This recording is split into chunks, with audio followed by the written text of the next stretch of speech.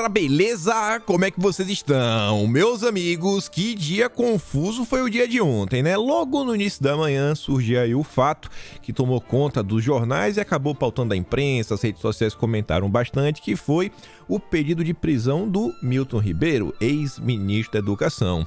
E é um caso interessante, dá para discutir muita coisa. Ao longo dos dias as pessoas, né, começaram a descobrir algumas informações bem interessantes sobre o caso e tem várias perguntas, e aí é justo, é injusto, o que foi que aconteceu, porque realmente assim ocorreu o pedido, o que é que está acontecendo, né? Tá para ter algumas confusões também, principalmente essa questão de justiça, enfim, tem muita coisa pra gente comentar e tem algumas notícias boas no meio de toda essa confusão, sim, ainda envolvendo a questão do Milton, vocês vão entender o que eu tô falando, notícia boa mesmo, sem brincadeira nenhuma, que inclusive derruba a narrativa, assim, por terra de vez, que eu acho que não sobra nem questionamento, enfim. Vamos comentar muita coisa sobre isso, falar sobre a CPI do MEC, falar sobre a CPI da Petrobras também nesse âmbito aí, falar um pouco do Pacheco, diversas coisas. Mas quero abrir o vídeo de hoje, trazendo aquelas notícias positivas do nosso Brasilzão, né? Sempre tem alguma notícia boa também pra gente comentar. Terceiro tema, quero falar com vocês de um caso também que a imprensa tentou pautar, vem pautando em certa parte, envolve a questão lá de uma menina no sul do país, né, Meu Corpo, Minhas Regras, e no dia de ontem também as pessoas começaram a descobrir mais informações extremamente relevantes, e é como se a turma da esquerda envolvida nesse caso, que criou esse caso, é como se eles estivessem tentando ocultar propositalmente algumas informações, e isso diz muito sobre o caso. E finalmente a gente fecha o vídeo falando mais uma vez de gasolina. Quero comentar algumas coisas de Brasil, mundo. A Argentina aí está enfrentando já greves e paralisações. O que está acontecendo lá? Quero contar para vocês. E algumas pautas também ligadas ao meio ambiente. Enfim, vamos começar aqui com a notícia que eu acho que é sensacional, que é o seguinte: Brasil receberá a sua primeira fábrica de fosfatados importada do Marrocos, que vai gerar milhares de empregos. Estamos falando de uma fábrica de fertilizantes. O Brasil caminhando para a autossuficiência, ficar independente do planeta. Vocês fazem o que quiserem aí. O Brasil vai garantir que o mundo vai comer. Simples assim. Isso aqui, inclusive, reforça, né, o poder de barganha do Brasil perante outras nações, perante o mundo, inclusive nossa própria soberania nacional. E fala que a criação de gado brasileira, que está indo do centro-oeste para regiões mais ao norte do Brasil, acompanhando a agricultura nacional, foi citada como motivo do projeto pelo Executivo. O ministro da Agricultura do Brasil está no Marrocos, justamente com o intuito de garantir que os fertilizantes não faltem ao mercado brasileiro. E a OCP já é uma grande fornecedora dos produtos ao Brasil, inclusive com sede e operações no Brasil. Quantos novos empregos serão criados? Investimento? Assim, é ganha-ganha de todos os lados. Ganha-ganha. Obviamente a imprensa não vai dar repercussão nisso, né? Que a notícia é boa demais para a imprensa poder repercutir, ainda mais no eleitoral, né? O Lula vai ficar puto da vida. Falando em geração de empregos, investimentos, chilena Arauco vai construir fábrica de celulose de 3 bilhões no Mato Grosso do Sul. Bilhões. A empresa informa que a unidade terá capacidade de 2,5 milhões de toneladas por ano de celulose de eucalipto e deve entrar em operação no primeiro trimestre de 2028. Isso porque o Brasil está em crise, vai para frente, etc. Fora Bolsonaro, né? O Bobo tá brincando. Ontem também houve uma coisa que chamou muito minha atenção por diversas razões, não só pela criação de empregos, a previsão de 2.000 empregos diretos, mais 6.000 indiretos. E aqui vem os extras, que é o seguinte: investimento bilionário na construção de navios. Inicialmente, 4 navios de guerra já estão sendo produzidos aí em um estaleiro na região de Santa Catarina. E, gente, não sei se vocês vão lembrar, deve ter 2 meses que a gente comentou sobre isso, 1 mês e meio, 2 meses. Saiu a notícia que era o seguinte: que as exportações brasileiras, elas estavam sofrendo um certo prejuízo, pelo menos assim, as exportações para a Rússia. E por quê? Não que eles não queiram comprar, mas estava faltando empresas de logística interessadas em fazer entregas, e estava aqueles problemas dos portos, não querer receber mercadoria por causa das sanções, etc. Isso daqui, você gera uma expertise, gera uma experiência, você começa a fomentar, né, um mercado de trabalho, uma atividade econômica, e coisas similares começam a acontecer. Então, imagina aí no intervalo de 5 anos, a gente começar a ver vários e vários estaleiros ao redor do Brasil produzindo embarcações de carga, embarcações de tudo, fora questões ligadas, né, como a própria matéria diz, ó. Navios da Marinha serão construídos em Santa Catarina. Os desafios de pesca ilegal, tráfico de drogas, poluição hídrica fazem dos navios de guerra que atuam no patrulhamento e vigilância no mar um importante meio de dissuasão. Ou seja, a turma gosta de fazer coisa errada, né? Que é pegar aí o mar para vender substâncias ilícitas, outros países exportar. A Polícia Federal, daqui a pouco a PRF vai criar um braço aí, né? Nas águas. Do jeito que tá, se deixar a PRF não sobra nada. Enfim, achei sensacional essa notícia. Falando em transporte também, a SECO ontem fez um pequeno resumo sobre retomada do desenvolvimento da malha ferroviária, gera empregos e auxiliará no crescimento de todos os setores da economia. Foram 70 anos de abandono e sobrecarregamento do modal ferroviário. A ampliação das ferrovias permite que o alimento chegue mais barato à mesa dos brasileiros. Transporte ferroviário é mais barato e eficiente que o rodoviário, reduzindo também os custos ambientais. Redução da dependência de petróleo e diesel, permitindo o desenvolvimento de outros setores. 78 requerimentos para construção e operação de ferrovias pelo Protrilhos, programa do governo que foi um parto para conseguir sair do papel que a oposição vinha minando. 20 mil quilômetros de novas ferrovias privadas cruzando 16 estados brasileiros. Mais de 237 bilhões em investimentos, 2,6 milhões de postos de trabalho diretos e indiretos. Mas dizem que o Brasil vai dar errado. Adorei esse comparativo aqui também. Nossa, o Demagogia do Oprimido aqui lembra uma coisa que não dá para esquecer, né? Quem lembra lá do caso do museu, 2017... Depois teve até a história do Peladão. Lei Rouanet, em 2017. Lá na tela do G1, ó. CPI quer ouvir ministro sobre recursos da Lei Rouanet para a mostra do Museu. Já a Lei Rouanet no governo Bolsonaro, tá ali, ó. Coleção AEIOU. Acessibilidade, né? O projeto disponibiliza livros infantis acessíveis. Governo Bolsonaro. Governo Temer, na época, né, 2017. O vice da Dilma. Que é a diferença, né? Se for buscar o que o PT já aprovou na época da Lei Rouanet, aí, meu Deus do céu, né? E mais uma notícia boa, essa daqui, né? Realmente a justiça sendo feita. Renato Freitas, tá ali naquela foto, né? A Elisa fez questão de colocar a foto dele com Lula. Lula fez questão de vê-lo quando foi lá no Paraná. Teve o segundo turno da votação e foi cassado. Não é mais vereador em Curitiba. Ele que tinha invadido a igreja, né? Então, grande dia aí, parabéns à Câmara de Vereadores aí de Curitiba. Decisão, no mínimo, assim, justa perante a população que esperava uma resposta. E agora vamos para a questão do caso Milton. Muita coisa para a gente comentar aqui, muita coisa. Quero começar por outro caminho, né? Só duas noticinhas rápidas antes de ir para o caso propriamente dito. Poder 360 dizia o seguinte, ó, pesquisas indicam vitória de Lula no primeiro turno. O Porciúncula fala o seguinte, né? Você tem alguma dúvida que o espetáculo de hoje foi mais uma tentativa de tentar justificar essa narrativa ridícula? Usarão de todo tipo de ardil para tentar impor o ex-presidiário. O André ele podia ter pego outra matéria, que aí ele não precisava nem comentar mais. Aí ele só precisava postar a matéria sem nem comentário. Ele não precisa nem guiar as pessoas, né? Explicar o que está acontecendo. Que foi que o Metrópole tá escancarado, ó. Pesquisa da Datafolha, feita hoje, pode medir efeito da prisão do Ribeiro. O Instituto faz levantamento ao longo desta quarta-feira, dia em que o Milton Ribeiro, né, foi preso. Vá! Quem poderia imaginar que iriam tentar tirar alguma vantagem disso, né? Se o André tivesse visto isso... É porque saiu mais tarde. Já saiu o quê? O André postou... Não, já tava no ar. Ele postou 3h32, a matéria de 2 da tarde. Tinha uma hora no ar já. Não deve ter visto. Mas tudo bem. E aí, vamos lá. Já vamos pra questão, né? Milton Ribeiro foi preso. Mais de um veículo aponta a mesma razão que leva à prisão do Milton. E é interessante a gente ver o motivo, que é o seguinte, é a tal de uma transação de R$60 mil, que envolve aí a venda de um carro. Tá lá, né? Transação de 60 mil está no centro da prisão de Milton Ribeiro.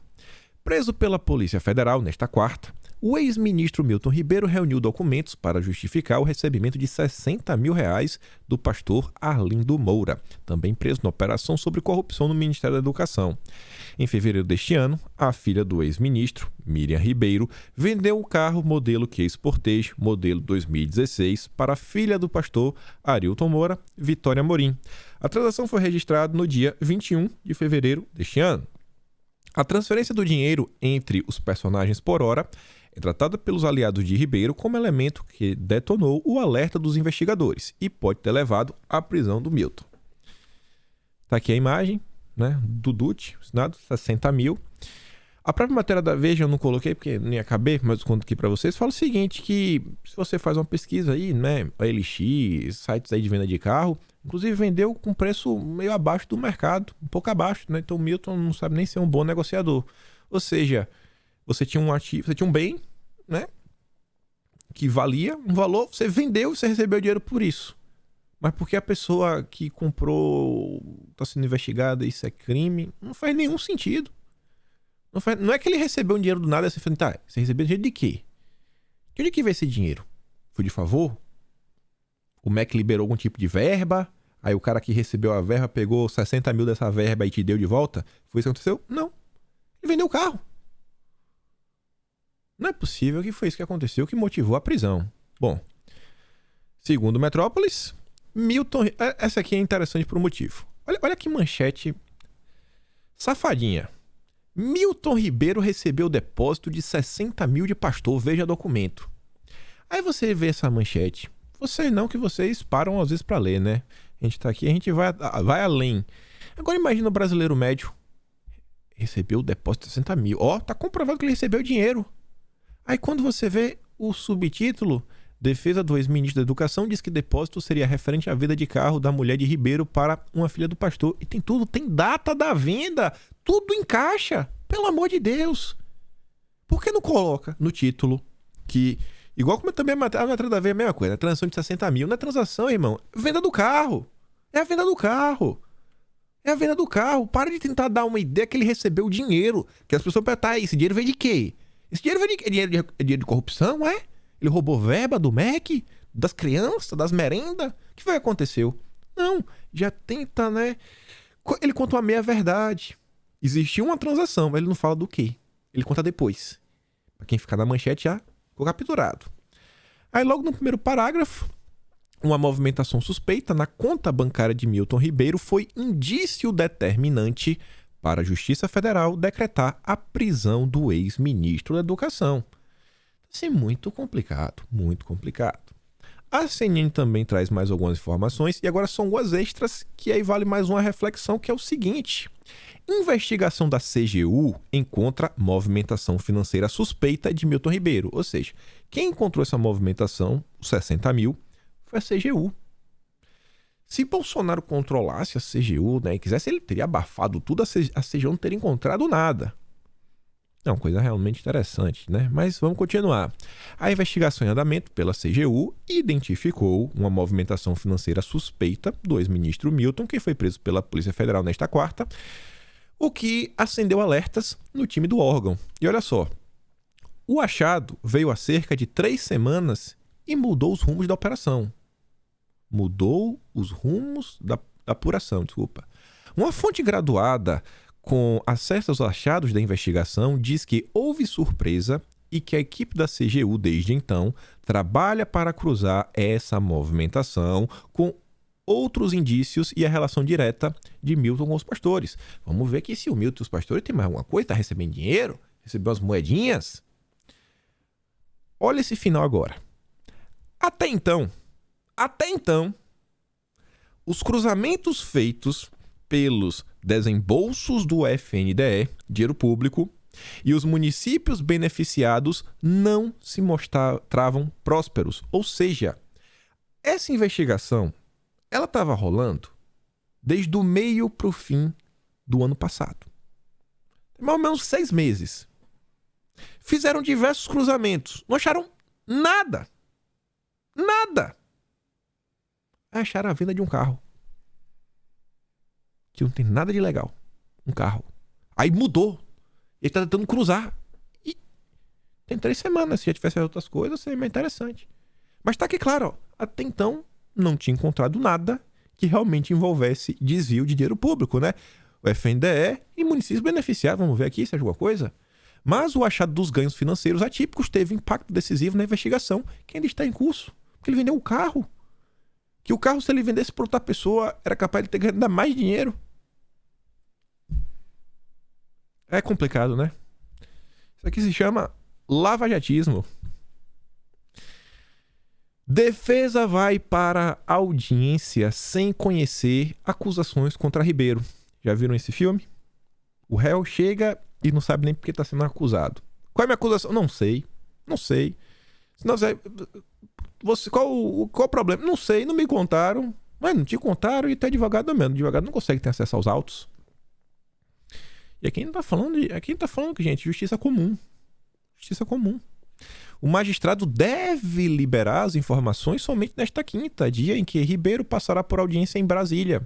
Com isso, o ex-ministro irá para a cadeira elétrica do interrogatório sem saber do que é acusado corretamente. Quando eu falo as questões ligadas ao judiciário de forma assim repetida, eu falo, gente, a questão do judiciário mudou, tá tudo resolvido. Não é assim. Olha a questão do judiciário desde lá, né, da cadeira da escola, ensino médio, né? ensino infantil, ensino médio, Universidade de Direito, OAB, primeira instância, segunda instância, blá blá blá, Ministério Público. Lavajatismo. O Márcio Furtado fez um pequeno resumo. Uma fonte da CGU disse à CNN, e disse uma coisa bem interessante, né? Que não tinha nada até então, aí mudou com a descoberta da venda do carro. Prisão preventiva, mesmo estando há 3 meses sem acesso a sistemas, senhas e documentos. Normalmente você prende alguém de forma preventiva para a pessoa não conseguir atrapalhar nas investigações. O Milton, ele está afastado.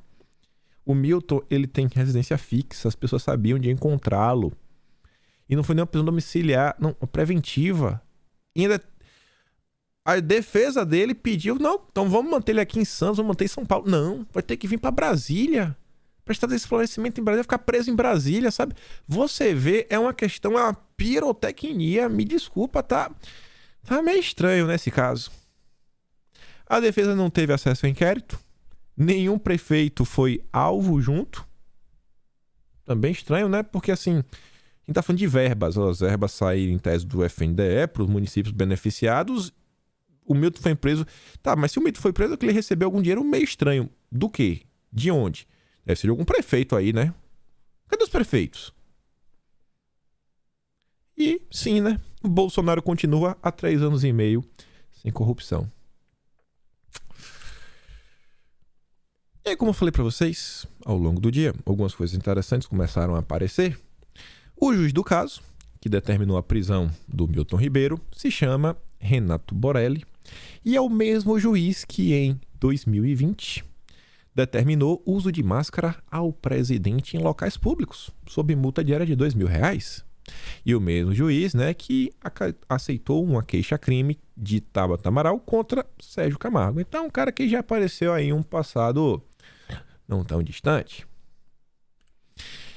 Aqui só uns printzinhos, porque esse print aqui debaixo mesmo dela não tinha o logomarca do lugar, que eu já tinha batido nem... Quando eu vi essa postagem da Amanda, eu falei, tá tudo bonitinho aqui de organizado, trouxe. Mas só pra vocês quiserem aqui, sabe, a logomarcazinha, R7, Portal Dia, nome do juiz, etc. As mesmas notícias. E olha só isso daqui, rapaz. Colegas de Moro, de Serginho Moro, avisam que não se curvarão a condutas antirrepublicanas. Manifesto subscrito por juízes federais e estaduais de todo o país aborda grampos que pegaram Lula e Dilma e diz que o país tem que virar página da cultura da impunidade. Lista foi divulgada pela Justiça Federal do DF e revista após alerta de leitores. Juízes brasileiros em apoio ao juiz federal Sérgio Moro. Aí tá lá, ó, Renato Coelho Borelli.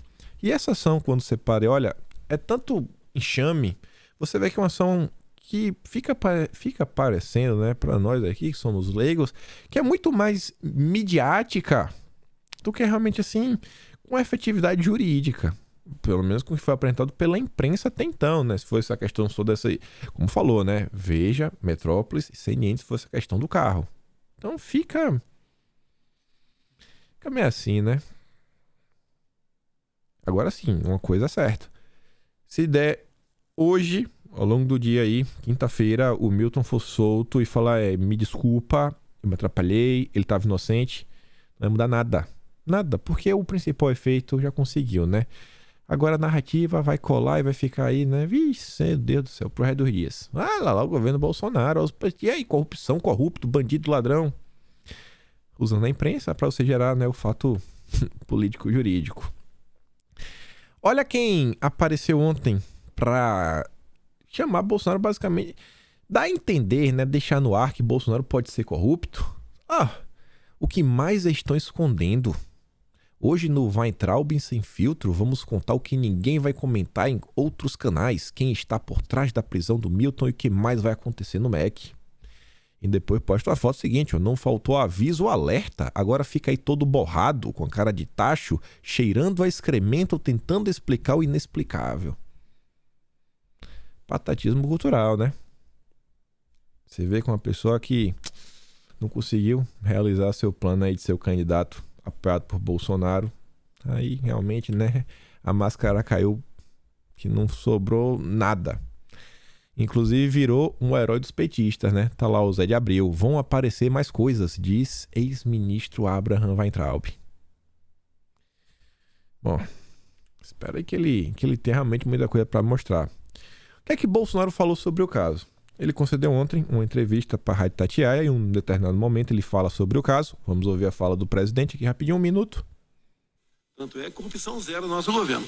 O caso do Milton, pelo que eu estou sabendo, é aquela questão que ele estaria, né, com a conversa meio informal demais com algumas pessoas de confiança dele.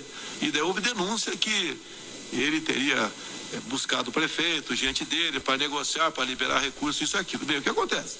Nós afastamos ele. Isso aqui, se tem prisão, é Polícia Federal. É sinal que a Polícia Federal está agindo. Ele responda pelos atos dele. Eu peço a Deus que não tenha problema nenhum. Mas, se tem algum problema, a PF está agindo, está investigando. É um sinal que eu não interfiro na PF, que isso aí vai respingar em mim, obviamente. Né? É que eu disse para você, eu tenho 23 ministros, tenho mais uma centena de secretários, mais de 20 mil caem em comissão. Se alguém faz algo de errado, vai botar a culpa em mim? 20 mil pessoas, logicamente, a minha responsabilidade é afastar e colaborar na investigação. Pode ter certeza que essa investigação, além da PF, não interfiro, deve ter Controladoria Geral da União, aí sim, é um ministério meu, etc. E ajudando para elucidar o caso aí. Se Bolsonaro interferisse, né, a CGU não estava investigando, a PF também não, etc. Que foi aquela narrativa que o Moro tentou colocar. Aí você falou, essa era a notícia boa que você falou no início, né, que esse caso poderia trazer, etc. É mais ou menos por aí. A notícia boa mesmo, e que me deixou de boca aberta, saiu na Folha de São Paulo. E aqui, diferente da notícia do Alckmin, né, que eu falei que o Alckmin elogiou o Bolsonaro, porque ele falou que o Bolsonaro desmanchou tudo, desmanchou todo o Estado, que ele tá criticando. Se ele tá criticando é porque o Bolsonaro tá mandando bem. Isso daqui realmente, assim, não tem nem o que questionar. Tá de forma clara. Prisão mostra que Bolsonaro não controla aparelho policial. E quem é que diz isso? Não é nenhum bolsominion, bolsonarista, blá blá. Não! Ex-ministro da Justiça. Quem? José Eduardo Cardoso, que comandou o Ministério da Justiça no governo de Dilma Rousseff. Diz que, felizmente, o presidente não tem nas mãos o aparato da Polícia Federal.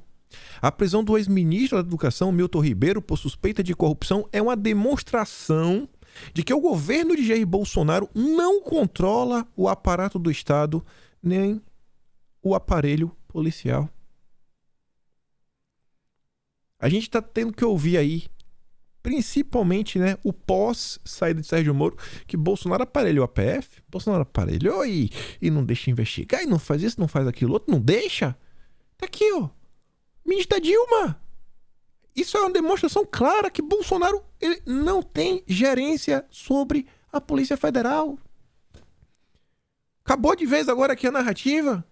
Foi aberto, inclusive, um inquérito contra Bolsonaro pelas falas do Moro.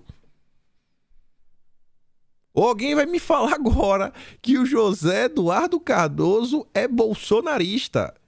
E a Folha de São Paulo também. Não dá, né? Não dá. Aí vai ficar difícil de acreditar. Tem mais informações interessantes sobre esse caso. A gente falou um pouco sobre o juiz.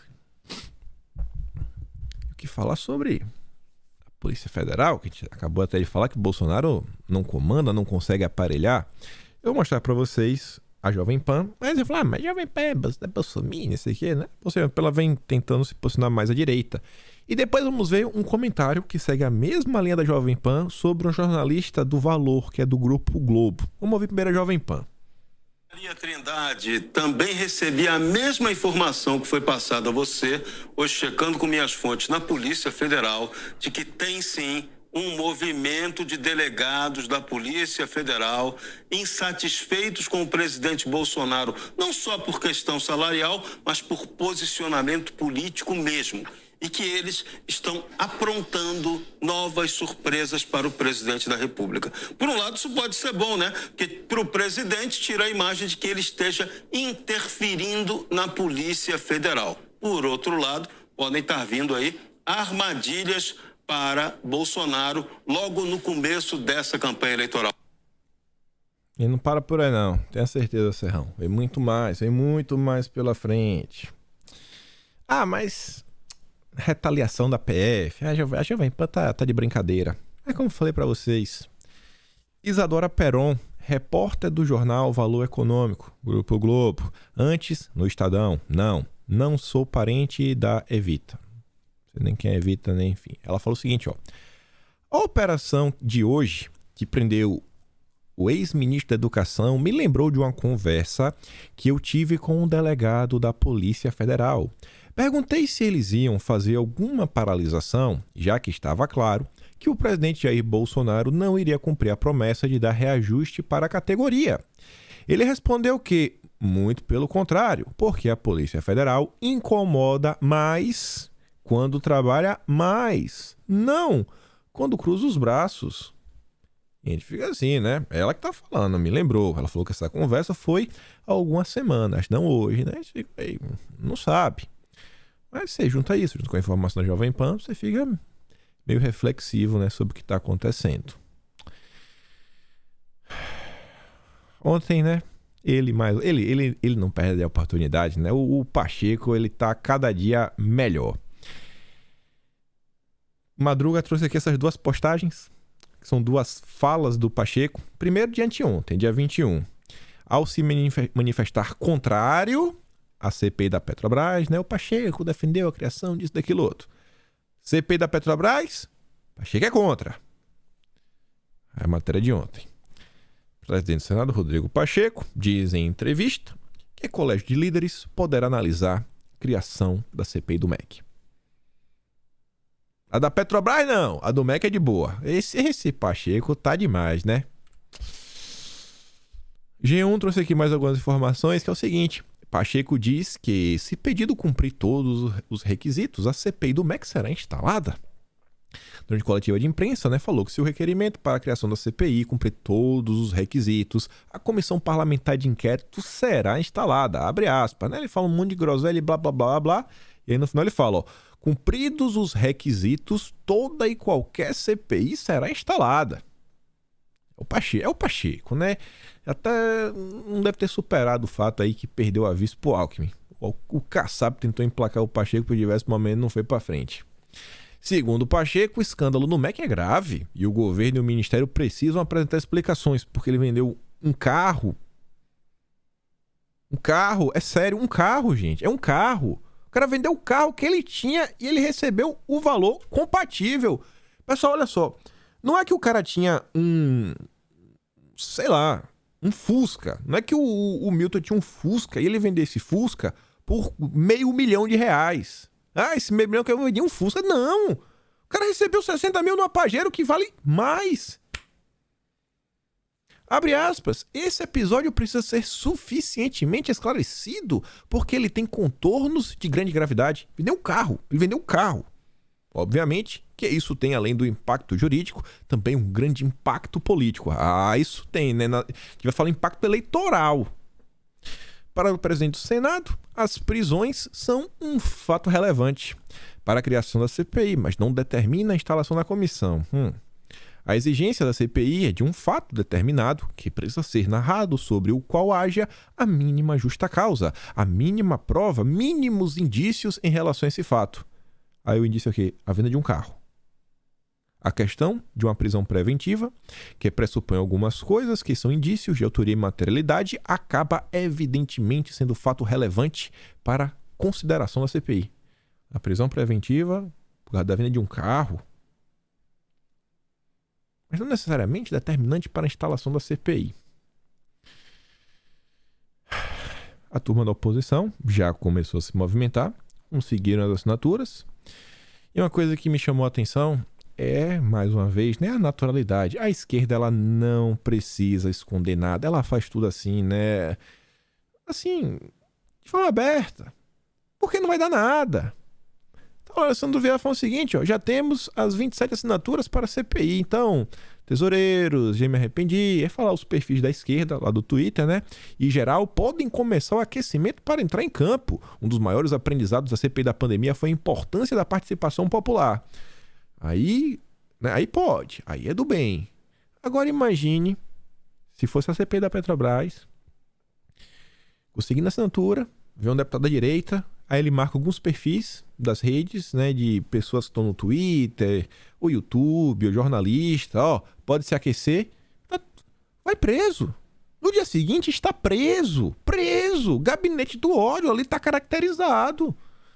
Aí eles dizem, isso parece uma convocação, né, do gabinete paralelo do bem. Imaginem qualquer deputado da base bolsonarista postando os mesmos dizeres e marcando perfis de apoiadores de grande alcance.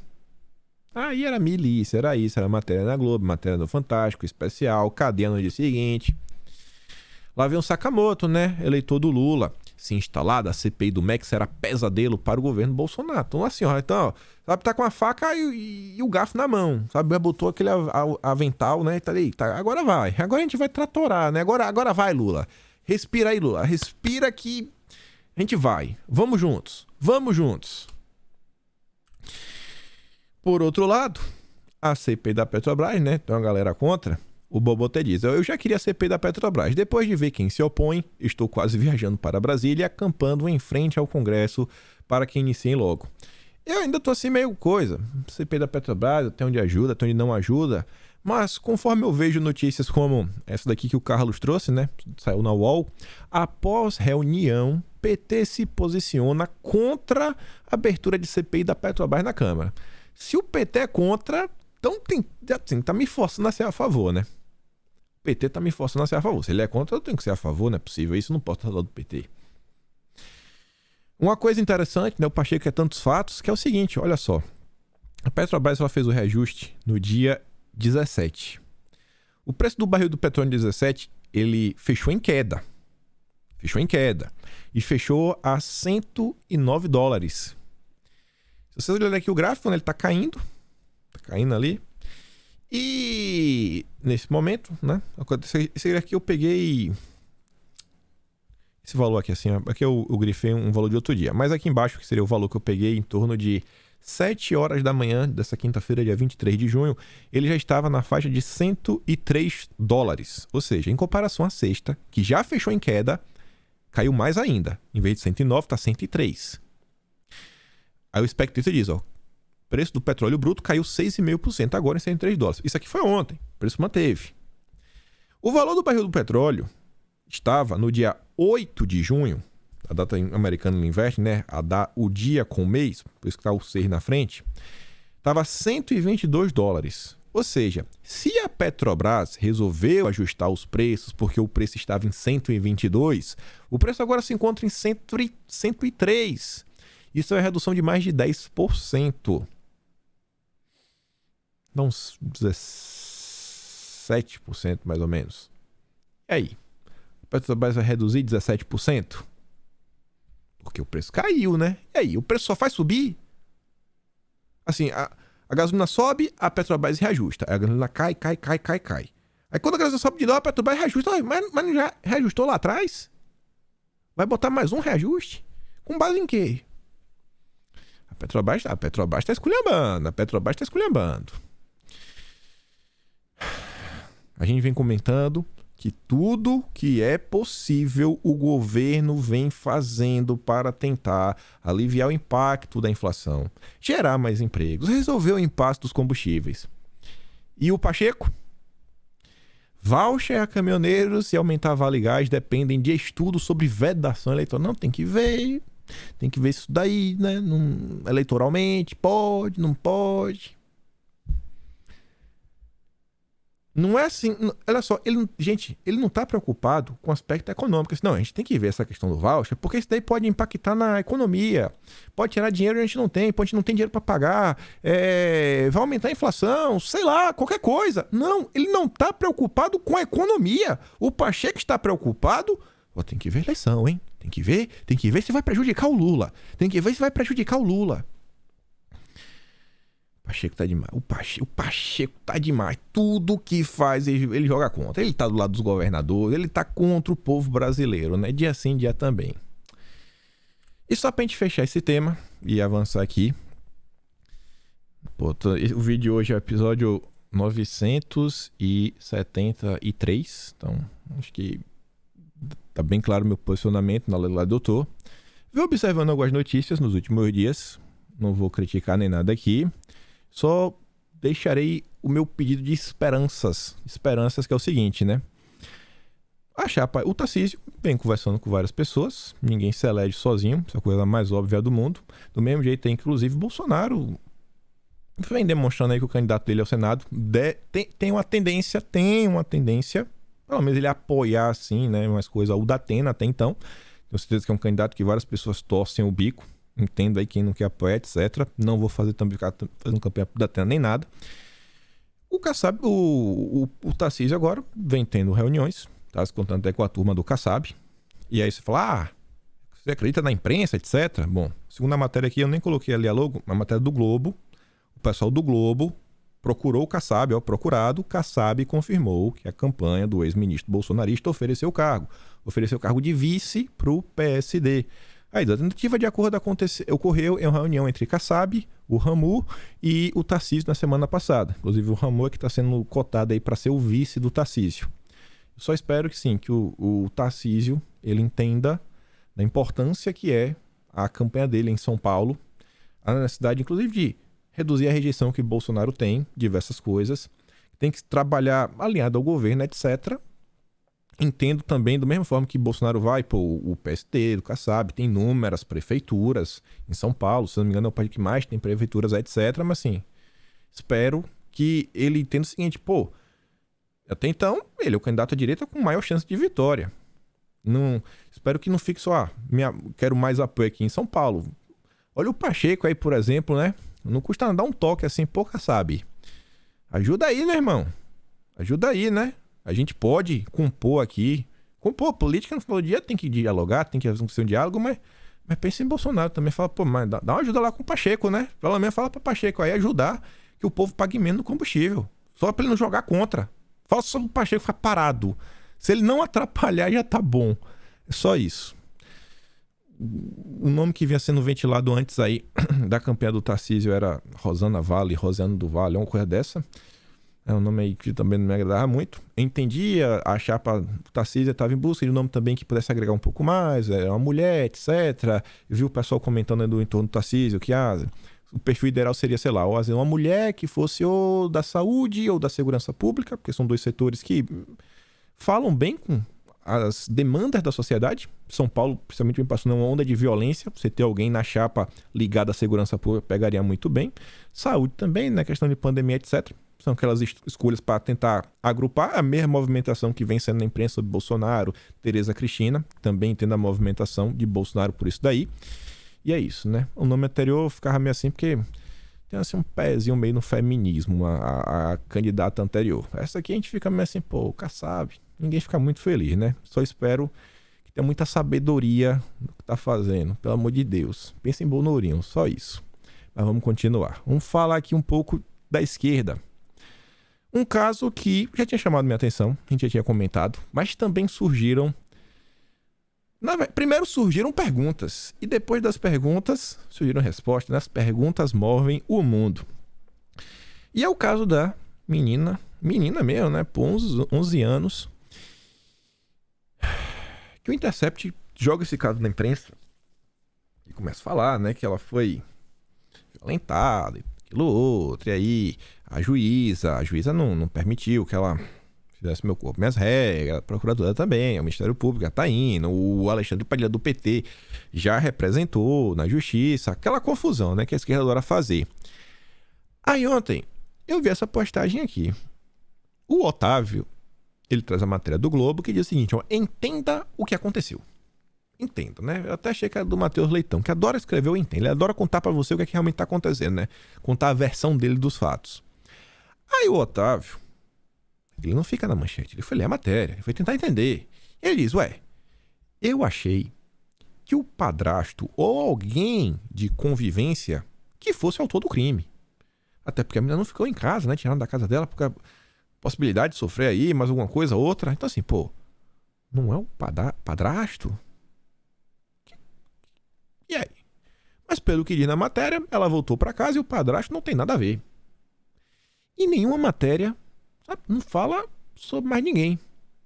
E as pessoas começaram a se perguntar, tá, e quem é o culpado então? Quem é o pai da criança? Né? Do bebê. Quem é o pai do bebê? Quem é o pai? Começaram a gerar vários burburinhos. Aí começou a ficar bem estranho, né? Tá batendo na tecla. Eles nunca falam do criminoso, do então criminoso, entre aspas, né? E olha só, a polêmica em torno aí do caso tem um fato novo. Conforme apurou uma fonte, o cara aí, né, seria outra criança, 13 anos. E a lei diz que quando você tem uma pessoa de 11 com uma pessoa de 13, você não tem um caso de... não foi violentada. Não, rapaz, cara, não dá, né? Diz, conforme apurou a fonte jurídica, é outra criança de 13 anos que mantinha um relacionamento amoroso com a suposta vítima. E aí agora? A gente vem observando que esse caso, ele está sendo explorado pela imprensa, pela esquerda, para avançar com a agenda. Tá muito claro isso. Você vê, isso aqui me deixa, inclusive, profundamente triste. A Record, ela não começou com especialista, na verdade que é a advogada, né, que está envolvida no caso. E olha só, bandeirinha, Che Guevara, e nos livros ali atrás, só vou falar um, né, a Judith Butler. Ainda tem outro link, né, que é o nome do livro, Presos que Menstruam. Então você vê que essa advogada parece que é de esquerda, né? Parece, ali pela foto do Che Guevara. As pessoas foram dar uma cavada aí para buscar mais alguma informação. Aí o Silvio Grimaldo vai ali na página, né, na coluna dela, em um site de notícias, ele fala o seguinte, ó. A advogada da família da menina, de Santa Catarina, cujo caso corre em segredo de justiça, é um caso sigiloso, nem a ministra da Família e dos Direitos Humanos, né, que está substituindo a Damares, sabe do caso. Ela comentou sobre isso. Eu não sei. Ela falou rapidamente essa matéria no Globo. Falou, cara, eu não estou sabendo do caso. Eu não estou sabendo, sabe? E assim, como é que a imprensa sabe? Era um caso sigiloso. Enfim, a advogada que participa de um processo sigiloso, ela é colunista do site que publicou a matéria em parceria com o Intercept, com dados vazados do processo que corre em segredo de justiça. Não é uma coincidência? Um caso que é sigiloso, aí a advogada é colunista do site que, em parceria com o Intercept, revelou dados sigilosos. Mas com certeza não foi ela. Ela jamais vazaria. E você vê que não é só a bandeirinha do Che Guevara, né? Olha, ela tá numa banana, né? Não sei se vocês conseguem ver o tamanho da tela de vocês, mas aqui no antebraço dela, ó, também tem uma tatuagem do Che Guevara. Mulher feminista, comunista, militante dos direitos dos manos, professora de Direito e líder da Agrupa, pesquisa de estudos em gênero e feminismos. Mestre em Direito, advogada popular, articuladora da Rede Nacional de Advogados e Advogados Popular, membro do coletivo de advogadas feministas da RENAP, Marieta Baderna, colunista do portal Catarinas. Aí no perfil dela, lá no Instagram, ela traz a matéria do Intercept e diz, ó, matéria especial, o portal Catarinas, que ela escreve, em colaboração com o Intercept. E aí estão comentando o caso aí, né? Em audiência, juiz de Santa Catarina induz menina. E eu quero ver o seguinte, as pessoas que assistiram ao vídeo, viram tudo que a juíza fez, falou, cara, teve algumas perguntas que ficaram meio estranhas. E agora essas perguntas começam a fazer mais sentido quando a gente vê que o envolvido era outra criança de 13 anos. Agora algumas coisas começam a fazer sentido. Mas a imprensa não te contou isso em nenhum momento. Nenhum. Zero. Inclusive você vê, ó, Lula, que é o perfil dela no Twitter, né? Foto de capa do Lula. Lula Brasil. Lula Brasil. Essa esquerda, hein? O Adriano Fraga, ele lembra uma coisa que é muito importante, a gente já comentou sobre isso também, inclusive virou um reboliço aí, até os brasileiros, né, os jornalistas brasileiros estavam reclamando, que foi sobre o tal vazamento da Suprema Corte norte-americana, que estava falando sobre os votos do juiz, que eles poderiam derrubar o caso do Roe versus Wade, que foi o caso que legalizou o meu corpo, minhas regras por lá. E ele diz, ó, por que razão haveria de agir de outro modo em países nos quais a fraude é quase que uma regra de etiqueta? Falando, porra, a galera lá, né, foi a militância de esquerda que capturou esse caso. A própria pessoa envolvida no caso falou, cara, eu nem queria mais, depois de um tempo, mais advogada seguiu, ficou lá me induzindo. Aí você vê no Brasil, parece que eles conseguiram achar, né, o Roe versus Wade brasileiro. Um caso para conseguir avançar com essa agenda. O Atalaia fala o seguinte, o Intercept focou a sua matéria na violência institucional de negar o caso, negar a possibilidade do meu corpo, minhas regras. Essa é a preocupação do Intercept. Não divulgou que era outra pessoa, né? O culpado. Reportagem clara para tentar avançar a pauta com comoção das pessoas mais desatentas. Essa é a esquerda. Essa é a esquerda que quer voltar ao poder. Você já pensou o Lula? Você já pensou o Lula lá? Com a Janja, que tá arrepiando, que até o PT tá Janja. Pisa no freio, minha filha. Pelo amor de Deus, pisa no freio. Sabe, tá sem freio. Pisa no freio. Essas declarações polêmicas do Lula. Já que estamos falando de justiça, direitos dos manos, matéria da Folha de São Paulo, Rio de Janeiro. A polícia do Rio de Janeiro prende 2 mulheres suspeitas de monitorar com câmeras ações do BOPE. Aí depois, quando acontece alguma coisa, né? Não é nem a polícia. Bala perdida. Ah, meu Deus, olha o que tá acontecendo. A polícia é violenta, é isso, aquilo, outro. E tá lá, ó, tá filmando. Tá transmitindo o que tá acontecendo pra alguém. Pra alguém, né? O culpado é sempre a polícia. Os malvadões são sempre os policiais. Meu amigo, é muita coragem ser policial no Rio de Janeiro, viu? O cara tem que ter muita coragem pra ser policial no Rio de Janeiro hoje em dia. Essa aqui é uma matéria que o GDO mesmo fala o seguinte, ó. Quer entender a justiça do Brasil em apenas uma notícia? Uma notícia? Pois bem, em Campo Grande, o Ministério Público pede prisão de PMs após reclamação de traficantes. Os traficantes reclamaram e o Ministério Público pediu a prisão dos PMs. O Ministério Público, sempre ele. O caso começou quando os policiais realizaram abordagem a um casal suspeito de atuar no tráfico. Eles acabaram na casa da família, que acusou os policiais de abuso e agressão. Segundo o relato do casal, havia crianças na casa e os policiais do choque foram violentos. Além de suspeitos, os 2, que têm passagem por narcotráfico, viraram vítimas. Eles denunciaram o caso e o Ministério Público do Mato Grosso do Sul pediu a prisão dos policiais. O juízo da auditoria militar não aceitou o pedido da promotoria para colocar os policiais atrás das grades, mas aplicou medidas que restringem temporariamente a ação dos 4 servidores públicos estaduais de segurança pública na região. É o poste mijando no cachorro. Ah, Jesus, viu? Dói. Ministério Público. O Ministério Público brasileiro é... Meu Deus. Vamos falar um pouco mais da esquerda também. O Verdivaldo apareceu aí, né?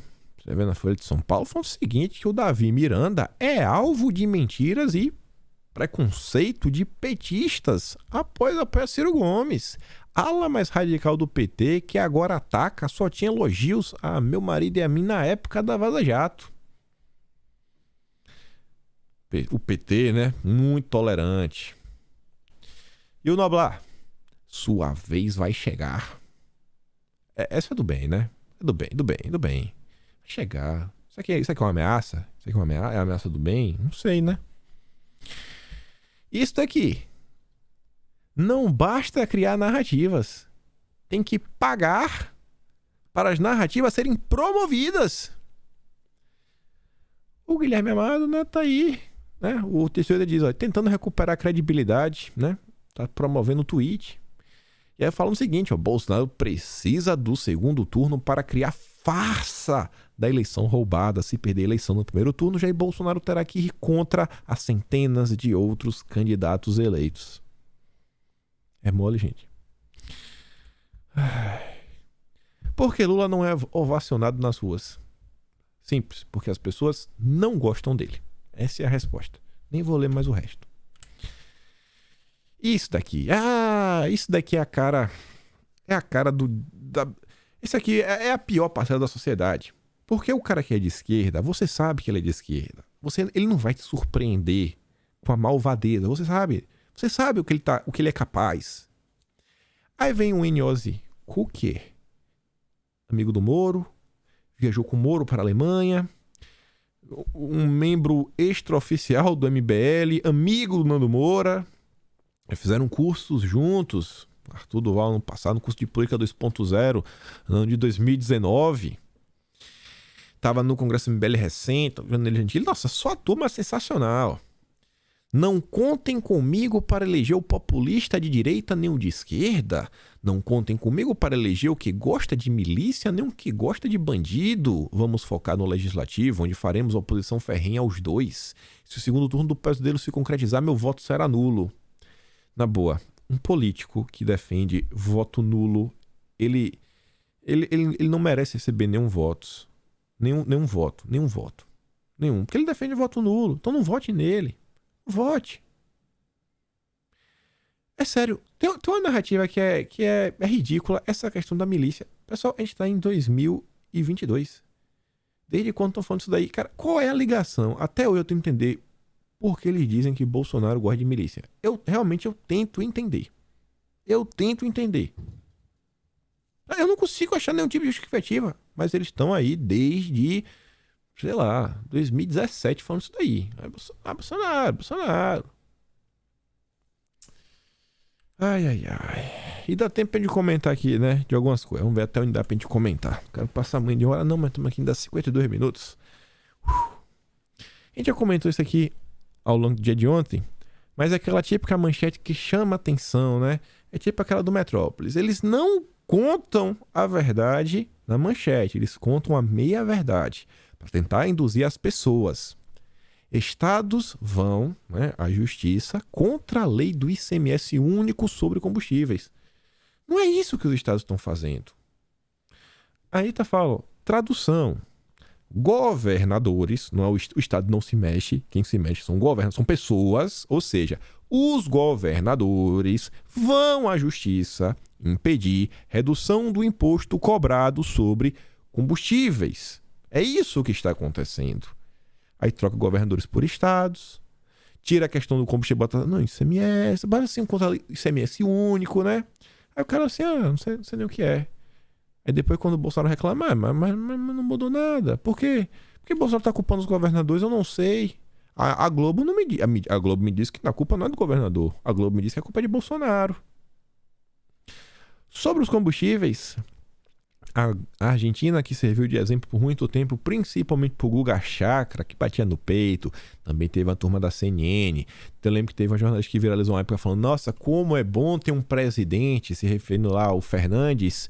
Pois bem, situação de tensão e confrontos na Argentina com falta de diesel.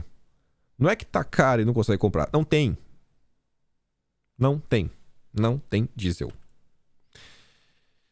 Fracasso na reunião com transportadoras na Argentina e paralisação por falta de diesel continuará por tempo indeterminado. Qual o motivo? o ministro dos Transportes, que marcou a reunião, não compareceu.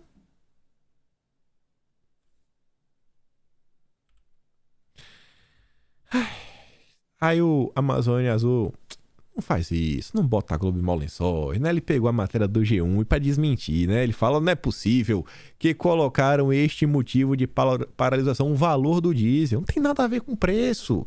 Então vamos colocar uma notícia do lado da outra. Em quem vocês acreditam? Na Globo ou no jornal argentino, né? Caminhoneiros fazem paralisação na Argentina por valor do diesel no país.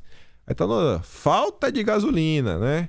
Se endurece os movimentos de protesto com uma paralisação nacional de transporte de cargas.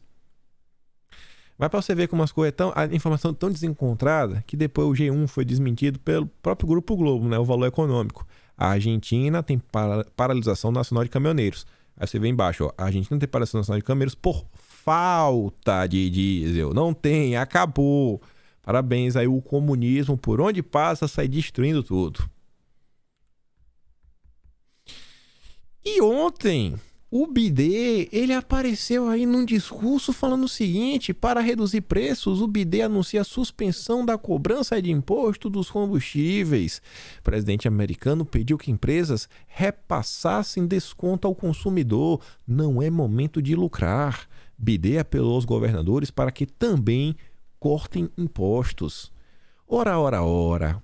Quem poderia imaginar? Agora pode, né? Agora o Globo vai aparecer falando, olha, o BIDE, né, é diferente. Bolsonaro é um democrata, sempre pensando no povo, abrindo mão de imposto para o povo pagar menos.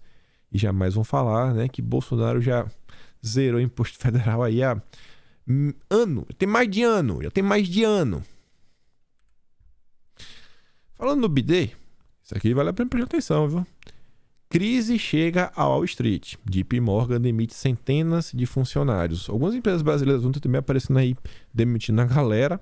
Até o Lema, hein? As empresas da B2W apareceu aí.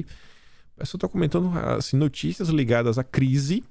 Crise, estão crescendo e não é bom, né? Porque crise ela não impacta apenas um país, impacta muita gente. Aí pode piorar ainda mais no cenário econômico mundial como um todo. Mais matérias seguem saindo sobre inflação internacional. Inflação no Reino Unido sobe para 9,1%, sua maior taxa em 40 anos. Foi de ontem. The Guardian. Adoram também. Isso daqui é interessante por outra razão, né? É o retrato do jornalismo, para mostrar que não é só no Brasil, é no mundo. O Leandro Russo fala o seguinte, ó. Isso é para lembrar que gente que não é tão esperta também ganha prêmio Nobel. Paul Krugman escreveu em novembro de 2020 uma matéria no New York Times explicando como aproveitar o máximo o vindouro boom econômico do governo BIDE. O boom econômico, né? Foi uma bomba mesmo, né? Tá destruindo tudo. Quando o Trump ganhou, ele disse que a economia global entraria em colapso. E não entrou, né? Foi um período de prosperidade para o mundo e para os Estados Unidos também. O pessoal o Balboa ontem relembrou isso aqui, eu não sei porquê, não sei se ele falou do Russo ou o que foi que teve, mas eu achei bem interessante, que é o seguinte, ó. Aqui tá traduzido, né? Eu nem lembro o nome dessa página. É porque quando ele traduz até o nome. Acho que é Now This, o nome desse perfil no Twitter, né? Ele traduziu para agora isso. Trump fez algumas afirmações ultrajantes sobre a energia alemã na ONU. E a reação da delegação alemã foi inestimável. O Trump não sabia, né? O Trump é um bocó, rapaz. É um bocó. Ele fala o seguinte, a Alemanha importa só um pouquinho assim, ó, só um pouquinho dessa energia da Rússia. É só um tiquinho a Rússia. A Rússia pode cortar o fornecimento, não vai impactar nada. O Balboa diz, né? Há 4 anos, o Trump foi ridicularizado pela delegação alemã neste discurso. A Alemanha se tornará totalmente dependente da energia russa, a não ser que mude imediatamente sua estratégia. E agora? Dá risada. Mas antes termine de reativar as minas de carvão SG do bem, né? Porque lá agora pode queimar tudo. Aí você vê, no momento, sobre bases ainda hipotéticas, chefe da Agência Internacional de Energia alerta a Europa para começar a buscar alternativas o mais rápido possível, mesmo que por fonte de energia suja. Não, pode usar carvão, pode destruir até árvore, sabe? Vê uma grama aí, pode tocar fogo na grama. Pode fazer tudo agora. Esquece SG, esquece. Ele vai estar preocupado com o Brasil. O malvado é Bolsonaro. Vocês são do bem. Vocês podem fazer o que vocês quiserem. Aí lá atrás, quando disse, né? Foi ridicularizado. Ridicularizado. E essa notícia aqui? Isso aqui é um atentado contra a soberania nacional? A Noruega está pronta para retomar os pagamentos ao Brasil pela prevenção do desmatamento da Amazônia se houver uma mudança de governo nas eleições. Se o Lula vencer, a gente volta. Como sugerem, precisa de opinião, disse o ministro do Meio Ambiente e Clima do país nórdico. Um cara do outro país falou, se mudar o presidente, a gente vai dar dinheiro. Que é isso, irmão? Isso não é Reuters, assim... O que tá acontecendo? É inacreditável. É inacreditável você ler isso, sabe o que sai? Não. E o cara fala numa boa. Numa boa. Só falta falar que se Bolsonaro vencer, ele vai mandar uma frota aí de caças, chamar o Tom Cruise e uma frota de navios e destruir o Brasil, destruir o Bolsonaro, que não aceitam. Nossa, se não for Lula, eles não aceitam. Brincadeira, né? A Noruega querendo dar pitaco no Brasil. Acho que no vídeo anteontem a gente comentou sobre uma empresa aí que você pode compensar, né, a sua comida, o feijão que você come, né? Você vai lá no aplicativo, usa, e aí mostrava que a Gisele Bündchen era nova acionista, era sócia também da empresa, né? Chamaram aí para ajudar na marketing, etc. E para minha surpresa, ontem eu vi aqui o Alexandre Padrão trazendo aqui o Isto é Dinheiro, Gisele e o marketing do ESG. Era nova garota propaganda. Quem poderia imaginar? Quem poderia imaginar? Eu acho que aqui chegando ao fim, isso mesmo, chegando aqui ao fim, consumidor está disposto a pagar mais por produto que seja sustentável. Segundo, né, uma pesquisa mundial, essa aqui é melhor que a da Folha, mundial. 70% dos entrevistados estariam dispostos a pagar 35% a mais se for reciclado. Ou seja, se o produto custa 20, você está disposto a pagar 26. Porque você curte sustentabilidade. Isso é verdade? Tem a pizza de 20 e a mesma pizza de 26. Porque ela vem a entrega, né? Ela vem de moto elétrica numa caixa de papelão biodegradável. Aí você paga de 26, né? Eu tô certeza que é isso que você faz. Aí vem lá, o estado de São Paulo. E eles seguem nessa agenda. É todo dia, todo dia, todo dia, todo dia. Enfim. Passou um pouquinho de hora, né? Mas tá de boa. Ficamos por aqui. Lembra daquela curtida, daquela compartilhada. Nossa, meu dia ontem deu tudo errado. Inclusive o vídeo no final nunca saiu tão tarde. Não foi só por causa de mim. Questões ligadas ao eco foi outros problemas. E também ao ar tarde não foi minha culpa. Acredita, a plataforma demora muito. Eu falei lá no Telegram pra vocês. Mas é isso, né? Hoje as coisas saíram, acho que dentro dos conformes. Aquele grande beijo, abraço. Tamo juntos e vejo vocês amanhã. Fui, meus amigos.